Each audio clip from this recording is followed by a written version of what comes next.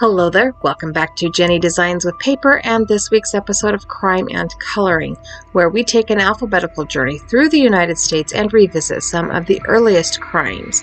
But before we talk crime, let's talk coloring. So I will be using a bunch of lawn fawn. I'm using the Woodland Library stamp and die set. I'm using the Snow-Capped Mountains die set and the Grassy Hills die set. I have some cardstock pieces, panels, and card base. I will be stamping on Neenah Classic Crest Solar White cardstock, 80 pound with Simon Says Stamp Intense Black ink. My die cutting was not perfect because I didn't tape my dies into place. And so I had to do a little bit of creative card decorating when we get to the end there. I think that's all about the card or the coloring. So let's go ahead and jump on into the crime. So our alphabetical journey today takes us to Oklahoma. Now, originally set aside as a territory for the relocation of Native Americans, Oklahoma Territory was established in 1834. By 1889, settlement in Oklahoma Territory was open to anyone who wanted to be there, aka the Oklahoma Sooners, right? They got there sooner than everybody else. There was a time between 1850 and 1907 where there were two Oklahoma territories. Oklahoma became the 46th state to enter the Union on November 16, 1907. And while farming and ranching were originally the economic standard, oil became a moneymaker as early as the late 1850s. Oklahoma has a few interesting firsts. The bread twist tie was first invented in Maysville. The shopping cart was invented in Ardmore. The nation's first parking meter was installed in Oklahoma City. And the first Girl Scout cookie was sold in Muskogee. And Oklahoma is the place where a kidnapping trial was first filmed. Now, this is a long story. I'm hoping to get it into one episode, but it might need to be two. We'll see how we go. So we're going to meet a few people because we need the background. The first person we're going to meet is Thomas Baker Slick Sr. Thomas was born October 12, 1883 in Shippenville, Pennsylvania, to Johnson and Mary Slick. I did not delve into his early childhood because it was not as relevant to the story as his adulthood. By 1904, Tom had acquired a reputation as being a good leaseman. A leaseman was a person who went ahead of the oil prospector and purchased leases of property for the drilling to take place. He teamed up with Alexander Macy, the owner of Spurlock Petroleum, and they traveled to Tyrone, Oklahoma. Now, Tom bought the leases and Alexander supervised the drilling. The problems began to arise when Alexander ran out of money when their first well had only reached 2,800 feet and there was no oil. He also ran out of patience and decided to drill a well near Kendrick, Oklahoma, which also turned up dry, and the relationship between Alexander and Tom soured and the two parted ways. Tom moved to Chicago, where he was hired as a leaseman again by Charles B. Schaefer of the Schaefer and Smathers Company. The company sent him to Kentucky, Western Canada, and eventually back to Oklahoma. During this time, he drilled at least 10 dry holes and acquired the nickname of Dry Hole Slick. Returning to the Tyrone area, where his first setback occurred, Tom began acquiring new leases. It seems that if Tom and Alexander had hung in just a little bit longer, they would have been among the first to find oil in the area. However, Tom moved his operation to Cushing, Oklahoma, which is about 35 miles away, and the local newspapers were actually encouraging landowners to make deals with Tom. In January of 1912, the Schaefer and Slick Group began drilling its first well on the farm of Frank Wheeler. Now, Frank Wheeler had heard of oil fields in parts of Oklahoma, and he readily agreed to lease his land for $1 an acre. Tom obtained financial backing from bankers. Wow, y'all, words are hard today. Sorry. And bankers in Bristow and an attorney in Tulsa. And soon the drilling was underway. Some of the more wary investors pulled out of the project when they hit 2,000 feet deep without having any oil. Tom borrowed some more money, traveled to Chicago, and secured the backing of C.B. Schaefer. He returned to the Wheeler farm. Tom selected a more promising site, and drilling began again. On March 12th of 1912, his dreams became reality, and his drill bit struck a gigantic gas deposit in the thick layer where the oil was, and crude oil spewed 40 feet above the oil derrick. Tom married Bernice Freites, the oldest daughter of Joseph and Lula. Tom's father-in-law was well-known in the railroad business, and the two men later became partners in a variety of transportation ventures. Their most notable successes were the Nukiah, Oklahoma, and Slick, Oklahoma. They were boom towns that oil drilling was taking place in. Tom and Bernice had 3 children, 2 boys and 1 girl. Charles Frederick, and I'm not sure how to say this name, Urschel, U-R-S-C-H-E-L. Now, Charles was born March 7th, 1890 in Ohio to Daniel and Anna Emma Urschel. Charles was third of their 7 children, 5 boys and 2 girls, and there isn't a lot of information about his early life. The one thing I did note was that his family seemed to be quite private.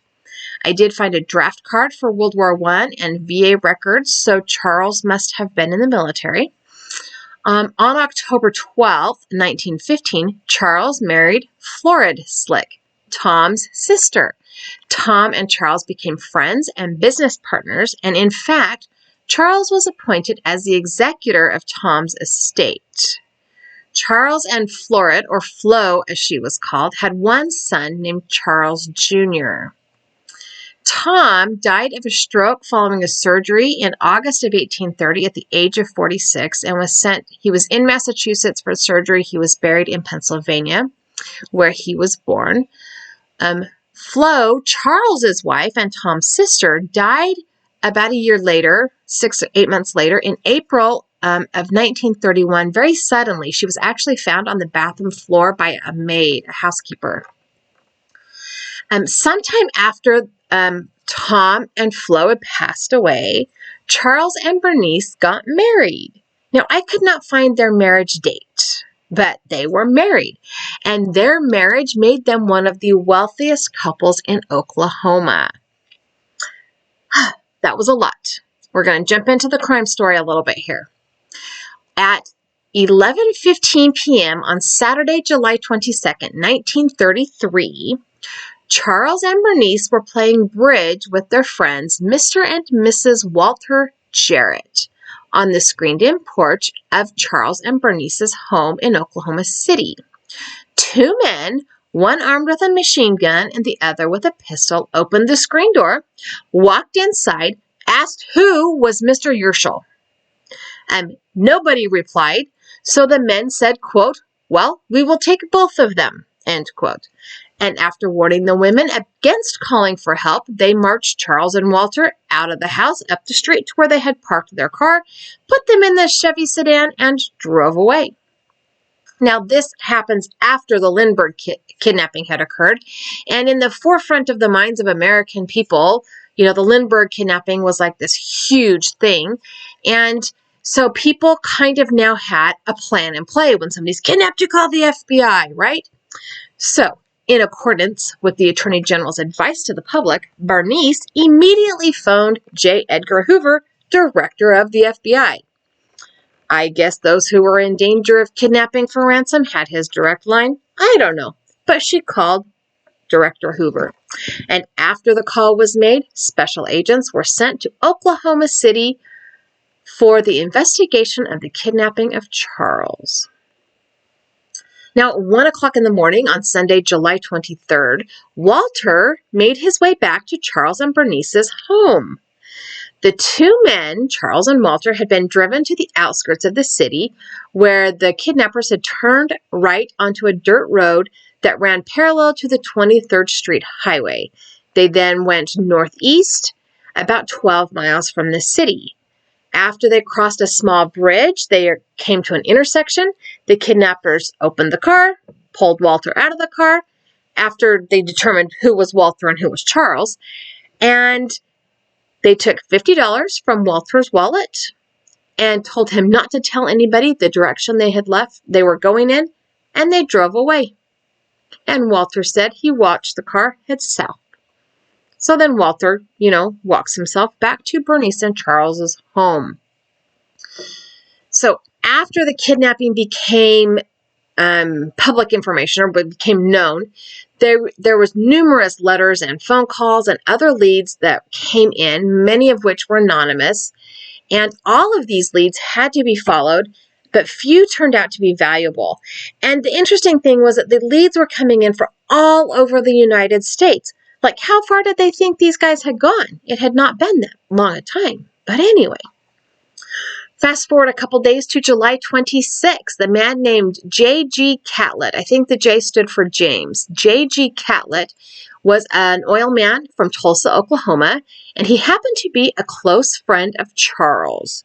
Now, J.G. received a package through Western Union, and in this package it contained a letter written to him by Charles requesting that J.G. act as an intermediary for his release, and it had a typewritten note directed to him demanding that he proceed to Oklahoma City immediately and not communicate by telephone or any other way with Charles's family in Tulsa.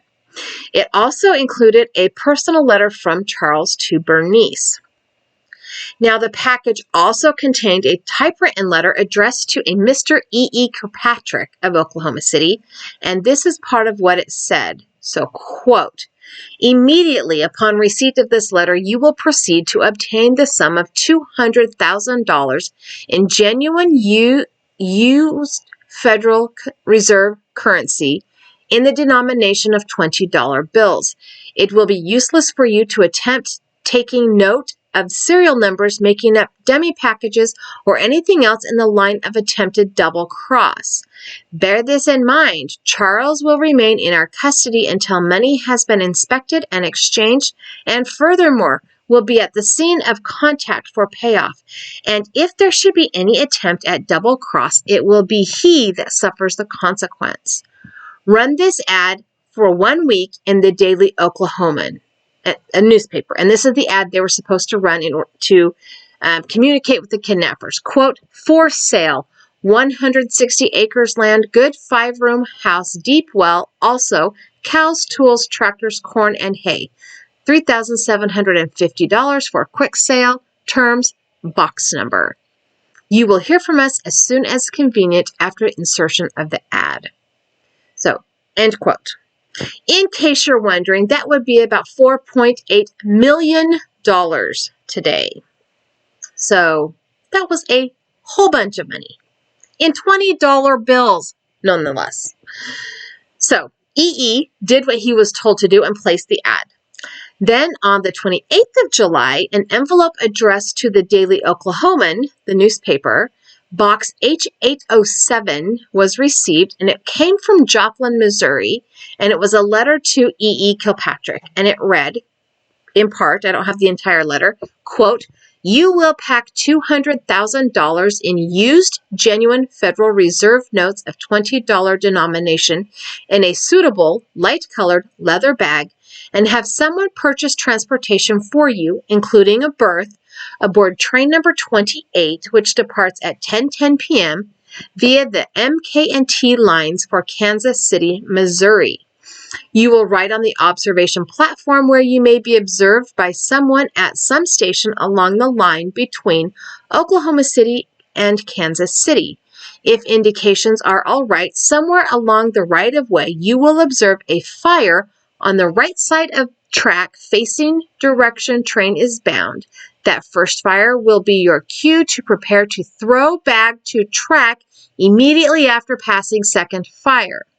Remember this, if any trickery is attempted, you will find the remains of Urshel, and instead of joy, there will be double grief. For someone very near and dear to the Urshel family is under constant surveillance and will likewise suffer for your error.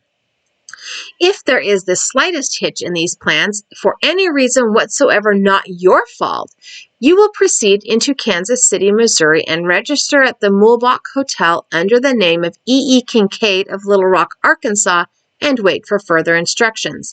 The main thing to do is not divulge the contents of this letter to law authorities, for we have no intention of further communication. You are to make this trip Saturday, July 29th, 1933, end quote. Now, these guys had it all planned out, and they seemed very serious. And the FBI's main objective was the return of Charles alive and unharmed, and so they didn't spend a lot of time at this point in the investigation tracking down the letters. So the ransom money was collected, and the serial numbers were recorded, even though the letter kind of indicated it was worthless to do so. A light-colored leather bag was purchased to carry the money, and a second bag was also purchased and filled with newspapers and magazines in case there was a hijacking on the train. Not so much to double-cross the kidnappers, but in order to make sure they arrived with the ransom money. Now, J.G. Catlett was actually chosen to accompany E.E. Kilpatrick on the train trip.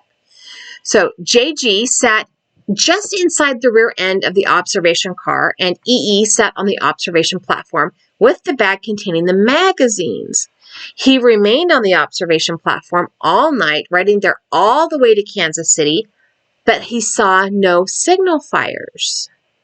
So he got to Kansas City. The two men went to the Mulbach Hotel and registered under the name of E.E. Kincaid and waited in the room. And they received a telegram from Tulsa, Oklahoma that read, quote, "Owing to unavoidable incident, unable to keep appointment. Will phone you about 6, signed C.H. Moore," end quote. At about 5:30 on Sunday the 30th, E.E. received a phone call from someone who asked if this was Mr. Kincaid. When E.E. said yes, the other man said, "This is Moore. You got my telegram?" To which E.E. replied yes. He was then instructed to leave the Mulbach Hotel in a taxi and proceed to the LaSalle Hotel and then walk west for a couple of blocks. He asked permission to be accompanied by a friend, and the man calling him Moore said no, like hard no, hard pass no, just you. So E.E. took the bag that contained the money this time, and he took the taxi to the other hotel at about 6 o'clock p.m., and then he went west. And as he was walking, he had got no more than about half a block, and he saw a man approaching him. And when the men met, this other gentleman said, "Mr. Kincaid, I will take that bag," and reached out and took it. E.E. then stated, "I want some instructions. I must telephone someone who is very interested immediately." The man took the bag and told E.E. to return to the hotel and that Charles would be returned home within the specified amount of time in the letters. So E.E. returned to the hotel and went back to Oklahoma City, and J.G. went back to Tulsa. Charles arrived home exhausted at 11:30 p.m. on July 31st, stating that he had been able to sleep very little during the 9 days he'd been held in captivity. As soon as he had recovered from shock, had some sleep, recovered some strength, he was interviewed by FBI special agents, and he gave a very detailed statement of his ordeal. He was able to give enough information that they could track the movements of the kidnappers, and he was able to give detail about people they came in contact with during his period of captivity. Charles's statement concerning the kidnapping and transactions that occurred immediately thereafter were essentially the same as Walter's. Charles did add that immediately after Walter's released, one of the men in the car produced some cotton and a bandage and adhesive tape, and he was blindfolded with that, the cotton and the bandage. So he gave a really detailed statement of his kidnapping. He knew they had driven either through or near oil fields because he could smell the gas and hear the pumps working. He said that they drove till early in the morning. He thought maybe about 3:30, and then they stopped for fuel. After about a little more than an hour after that, they stopped in what he thought must be a garage and was transferred to a larger car, and he heard them changing the license plates. There was a bed kind of made in the back of this larger car, and he was told to lay down and be quiet. On the afternoon of the second day, he was taken to a home. So they drove again through the second day, and he was taken to a house, and he was put into a room with an iron cot, and he's still blindfolded, and he can hear a man and a woman arguing, but not really necessarily what they were saying, but enough to recognize voices. So the next day, he was taken to a second house, and there were a number of things in this home that he was able to see through his blindfold. And he was put into a room with blankets on the floor, and again he heard voices of a man and a woman, but not the same as the ones from the day before. The next morning, he was handcuffed to a chair and asked if he had a trusted friend in Tulsa they could contact with ransom information, and Charles gave them J.G. Catlett's name. Charles was also able to tell the FBI that he had been guarded on one occasion by two other men, and he was able to give some weather details based on things that he heard people saying while they were traveling, and he had heard airplanes flying overhead the 2 nights he spent in the 2 different homes. So there is a link down below that talks about Charles's report to the police in more detail. So now that Charles was home, the investigation into who kidnapped him could really begin. But actually, as early as the 24th of July, 2 days after the kidnapping, a tip came in from Fort Worth, Texas, indicating the probability that George R. and Catherine Thorne Kelly were involved in the crime. So when this tip was received, a very exhaustive investigation was underway, trying to figure out who these people were. Well, George Kelly Barnes has a couple of birthdays listed. One source says he was born on July 18th of 1900 in Cleveland, Ohio. A second source says he was born in 1895 or 1897 in Memphis, Tennessee. And a book written by one of his sons said he was born in Chicago in 1900. So, whatever. Regardless of his birth date, George was born to George and Elizabeth Barnes and was their only child. And it seems his childhood was rather ordinary until he got to college age. He attended public school and then went on to a secondary education at Mississippi A&M College. And this is where he kind of goes from ordinary to outlandish. He was an academically poor student. His highest grade was a C+, and that was in a personal hygiene class. He was a troublemaker. He spent most of his time in college working off the demerits he received for his bad behavior. And in 1919, I don't have an exact day, George married a girl named Geneva Ramsey, and they had 2 sons. But after about 6 years of marriage, they were granted a divorce. And when asked in her petition why she wanted the divorce, Geneva stated that George was running around with the wrong crowd. She was not wrong. When his college career fizzled out, George got himself involved in bootlegging because it's the 1920s, right? In 1927, he was caught bootlegging and spent time in jail in New Mexico. After his release, he was caught again, and this time he was selling illegal liquor on a Native American reservation, which meant it was federal, right? So then he went to Leavenworth. His choice of friends did not improve while he was there, surprise, surprise, and he made friends with a group of bank robbers. And after his release from Leavenworth, he helped a couple of them escape. And it was after this stint in jail that George met his second wife. Now, Cleo Lyra Mae Brooks was born to James Emery and Ora L. Brooks on March 18, 1904 in Mississippi. When she was 9, her family moved to Coleman, Mississippi, and shortly after that, her parents divorced.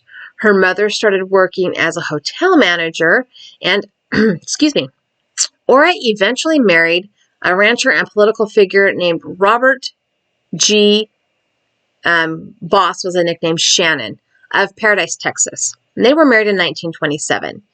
Now, Cleo changed her name to Catherine before marrying her first husband, Lonnie Clyde Fry, at the age of 14. Insert indignation in spades here. She gave birth to her only child, a girl named Pauline, in 1919. 2 years after she separated from her husband, she got married again, this time to L.G. Brewer, but they soon separated and she moved to Fort Worth, Texas with her mother and stepfather. Her third husband was a bootlegger named Charlie Thorne. After an argument, Charlie, who was illiterate, was found dead with a typed suicide note. Naturally, Catherine was the initial suspect, but for whatever reason, the judge looked past Charlie's inability to write, let alone type a note. And Catherine was never convicted of the murder. Like, the judge was like, yeah, whatever, and nothing. And this is when Catherine met George. Together, they operated as bootleggers in Fort Worth, Texas, and she bought him a machine gun and actually gave him the nickname Machine Gun Kelly. After Charles was debriefed, the Bureau's activities centered on locating the houses in which he was held and bringing about the apprehension and conviction of the kidnappers. It appeared that the information given by Charles was the best possible clue to the location of these houses, and it was the weather conditions and the airplanes. Like, he knew, he recorded that that airplanes flew over the houses at about 9:45 a.m. and 5:45 p.m. daily. So the authorities looked into airplane schedules and weather conditions of Paradise, Texas, among other places, and they clicked. So the things that Charles had heard and observed about the weather and the airplanes clicked together for the area of Paradise, Texas. From this information, a check of the suspects, who had been under investigation by the FBI since the kidnapping, found that Mrs. Shannon, who was Catherine Kelly's mother, lived near Paradise. So, with some, I don't know, the FBI showed up at the Shannon residence on August 10th, and there was some intrigue as to why they were there, I'm sure. I'm sure they didn't walk up and say, hey, we want to know if you're involved in this kidnapping, but whatever. While they were there, they noted that the house and the surroundings were very similar to the first house that Charles just described. And then they noticed that Shannon's son, a man named Ammon, lived about 1.5 miles away from his father. And so they went and looked at that house, and they discovered that some of the things that Charles described as having been in the second home were here at Armin's house. So further, the investigation discovers that Catherine and George Kelly had been seen in the vicinity during the period of time that George was being held. So the FBI made the decision to raid the Shannon residence early in the morning of August 12th. Arrested at that home was a man named Harvey J. Bailey, who in himself was a notorious criminal and gunman. He had escaped from Kansas State Penitentiary, where he was serving a sentence of 10 to 50 years on bank robbery charges. He was also implicated in the deaths of some police officers, and he just was not a good guy. Robert Shannon and his wife Ora and his son Armin were also arrested. Harvey had beside him at the time of his arrest a machine gun and 2 automatic pistols. He was captured before he had an opportunity to use any of them, thank goodness. But also on his person was discovered $1,100, $700 of which were promptly identified as the money used in the ransom payment of Charles. Further investigation found that this machine gun had been purchased in Fort Worth, Texas by Catherine Kelly. Now, Charles was taken to the Shannon residences and was able to immediately identify the house of R.G. Shannon as the first house and Armin Shannon as the second house where he was held until his release. The Shannons were questioned thoroughly and readily admitted that Charles had been held at their residences and that R.G. and Armin are the 2 people who stood guard over him for a time. They also admitted that Charles was kidnapped by George Kelly, and his accomplice was a man named Albert Bates.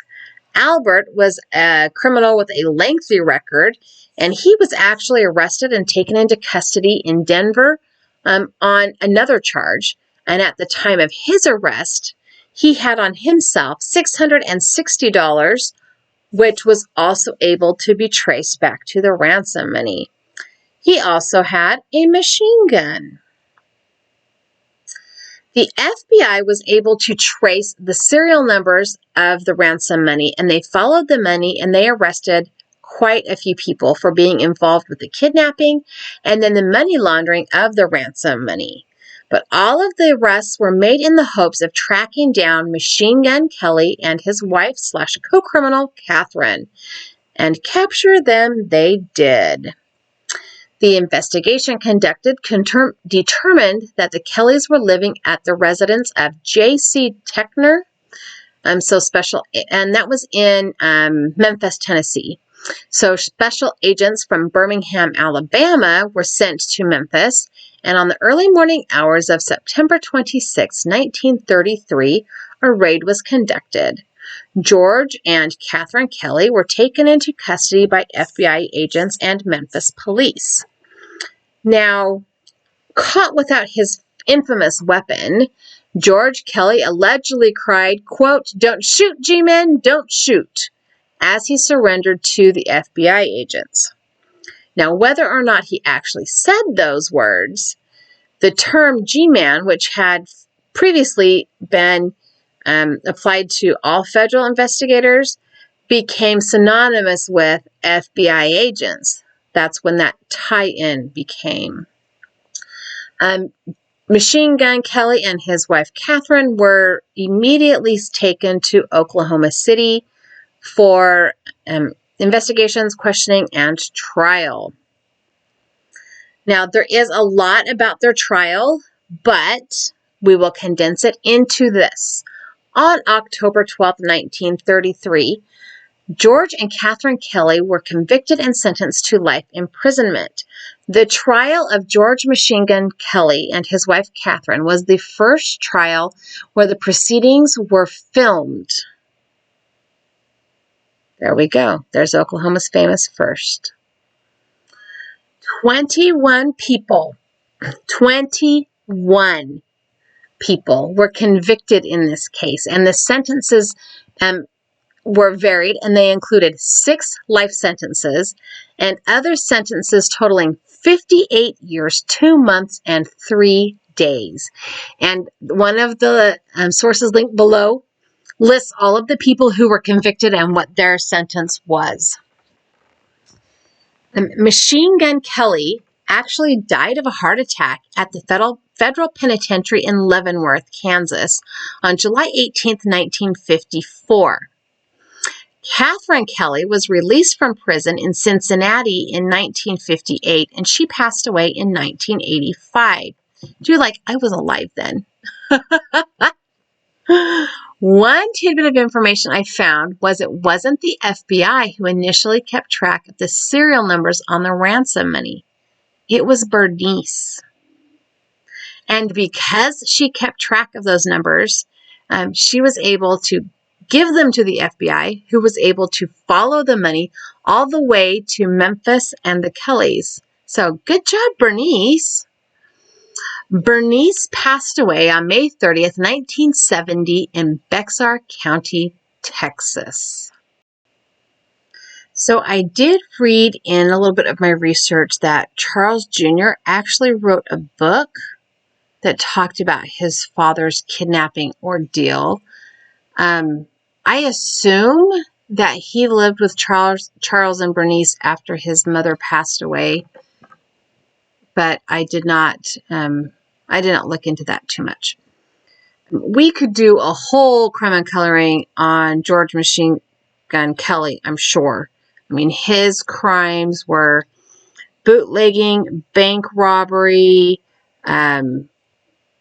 con man kind of thing, and he was involved in actually more than one kidnapping, if you can believe that. And this was kind of the height of of Kidnap for Ransom. This is shortly following the Lindbergh kidnapping. There was a couple of other really public kidnappings before the Lindbergh baby was kidnapped. And the Lindbergh kidnapping actually created the protocol where the FBI was the person, or the investigative people called in, because kidnappings usually cross through multiple jurisdictional boundaries. So it's interesting that because the Lindbergh kidnapping had happened not too long before Charles's kidnapping, that his wife immediately called the FBI, called Director Hoover, just phoned him right up like he was a close and personal friend. But also because of the press coverage of some of these other more infamous kidnappings, Bernice was really smart. She made a note, and I think that one of the sources I read said that she memorized even some of the serial numbers. But Bernice was the one who made went to the effort of recording the serial numbers from the ransom money so that the kidnappers could be tracked later on. And there was a whole thing about they found people carrying the money with the serial numbers on it, and they tracked to the bank where they got it. And there was a whole thing about how the serial numbers of the ransom money is how they caught the kidnappers, which tons of detail. And it was one of those things I made the decision to cut out. But anyway, so super interesting story. I'm glad that Charles was returned home to his family safely, and go Bernice. So here's a picture of Charles in his later years. This is a picture of his first wife, Flo, as she was called. I also found a picture of Charles and Bernice. And of course, we have a picture of George Machine Gun Kelly and his wife, Catherine. Little bit Bonnie and Clyde thing going on there, I guess. Thanks for hanging out with me today. I hope you enjoyed this episode of Crime and Coloring. I have a couple of other videos here I think you would like as well. I've also added that subscribe button. If you have not yet subscribed to my channel, I would love it if you did. Leave me a comment down below. Tell me how you feel about the story. Leave me a thumbs up if you liked the video, and have a really fabulous day.